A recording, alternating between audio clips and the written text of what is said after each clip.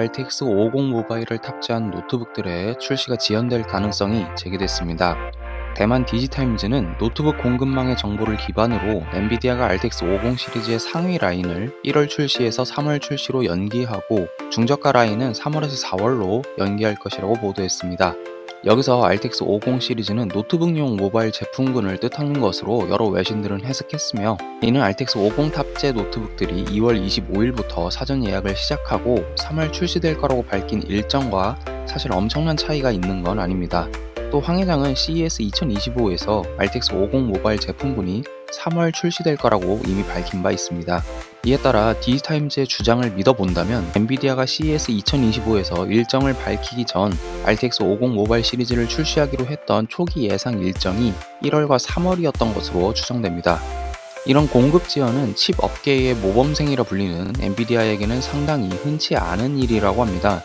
어쨌든 공급망 업체의 추측에 따르면 RTX 50 모바일 제품군의 출시 지연 이유는 엔비디아가 AI 서버용 칩에 자원을 집중한 탓이라고 합니다. 이 탓에 신제품의 생산과 디버그가 늦어졌다는 건데, 탐스 하드웨어는 더 구체적으로 RTX 50 모바일 GPU의 성능 부족이나 디스플레이 버그, 엔비디아가 AI 가속기에 제조 자원을 전환해둔 탓으로 짚었습니다.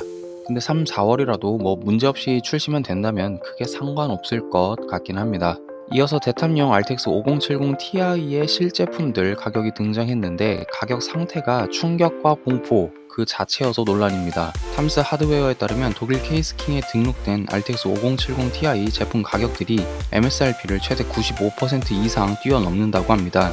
기가바이트 어로스 RTX 5070 Ti 마스터가 1464.15달러, 에이수스 터프 RTX 5070 Ti OC 에디션이 1448.92달러였습니다. 덴마크 프로샵에 올라온 이노3D RTX 5070 Ti X3 OC 화이트도 1092.58달러에 등록돼 MSRP 대비 45.68% 비쌌습니다.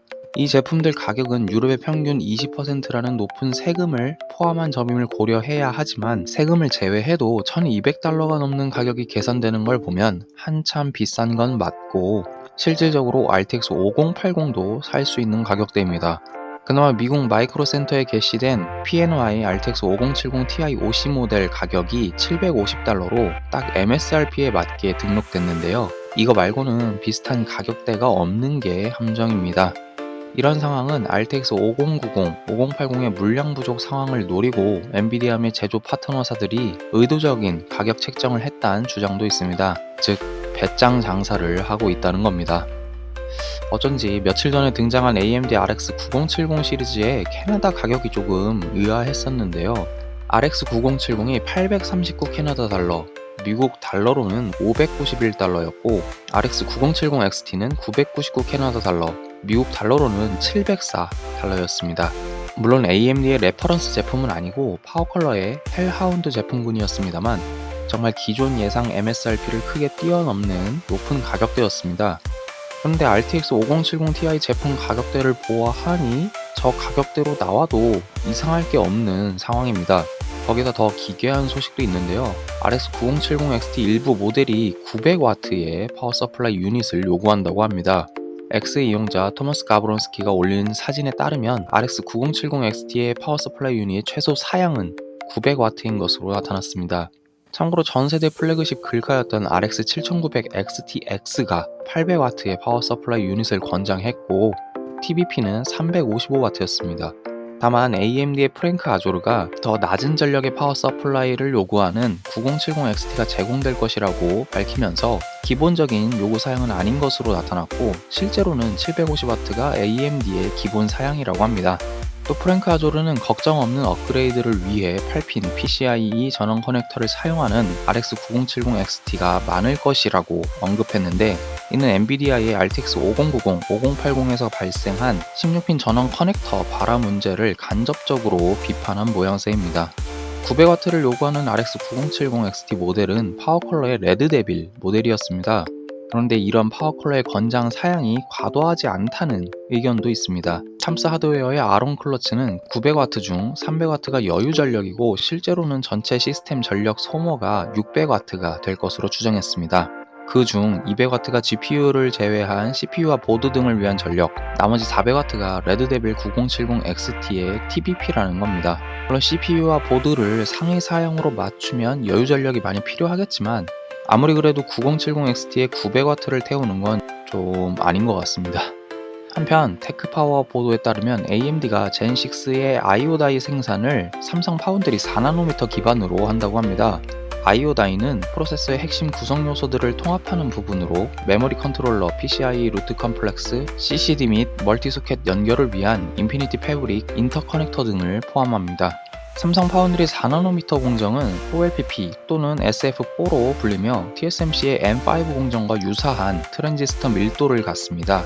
하지만 삼성 4LPP가 과연 기존 젠5 IO 다이에 쓰인 TSMC 6나노미터 공정 N6 대비 얼마나 향상될지는 미지수입니다. 트랜지스터 밀도는 크게 향상되지만 그 외 성능에 있어서는 거의 비슷하고 요새 워낙 삼성 파운드리가 선당 공정에서 많이 삽질하면서 신뢰도도 많이 떨어진 상태인지라 불안한 마음이 좀 있습니다.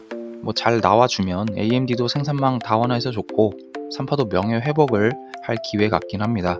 한편 인텔은 루나레이크에 이어서 에로우레이크도 휴대용 게이밍 PC 시장에 진출한다고 밝혔는데요. 인텔 클라이언트 AI 및 기술 마케팅 부사장 겸 총괄 책임자 로버트 할록은 에로우레이크 H가 루나레이크와 거의 동일한 그래픽 성능을 지녔고 최대 30W까지 전력을 소모하는 휴대용 게이밍 PC에 적합하다고 주장했습니다. 하지만 게이밍 UMPC에서 30W를 계속 쓰는 건 흔하진 않죠. 로버트 할록은 루나레이크의 실질적인 후계자인 펜서레이크 역시 휴대용 게이밍 PC로 출시할 의향이 있다고 밝혔습니다. 펜서레이크를 탑재한 휴대용 장치를 프로토타입으로 만들어 게임 개발자들에게 제공할 예정이라고 합니다. 참고로 펜서레이크는 루나레이크와 달리 램이 CPU에 패키징되지 않습니다. 이에 따라 전력 효율이 감소할 것으로 예상되지만 로버트 할록은 다른 기술로 전력 소비를 줄일 거고 오히려 고정된 메모리를 제공하는 게 아니기 때문에 제조사들의 편의가 매우 좋을 것이라고 밝혔습니다. 이어서 마이크로소프트 엑스박스의 차세대 하드웨어가 승인을 획득했다는 소식입니다. MS가 전폭적인 승인을 내렸다고 하는데 이는 초기 구상 단계가 아니라 내부적인 비용과 기술적 측면을 모두 포함한다고 합니다. 참고로 MS는 2026년 말에 차세대 하드웨어를 출시할 것으로 알려졌고 닌텐도 스위치나 스팀덱, ROG 얼라이 같은 휴대용 콘솔도 준비 중입니다. 최근 필 스펜서가 입턴 내용들을 보면 게임 소프트웨어보다는 하드웨어로 승부한다는데 정말 좀 하드웨어를 잘 만들었으면 좋겠군요. 마지막으로 닌텐도 스위치 2 가격 정보가 등장했습니다. 캐나다 코스트코 내부 시스템에 닌텐도 스위치 플레이스홀더로 상품 정보가 등록됐는데 가격은 499.99 캐나다 달러였습니다. 여기서 플레이스홀더는 임시 가격을 뜻하므로 변동될 가능성은 있으나 그래도 이 가격이면 미국 달러로 350달러, 세금이 포함되지 않았다고 쳐도 그럭저럭 괜찮아 보입니다. 여기까지 IT주의 이주였습니다. 시청해주셔서 감사합니다.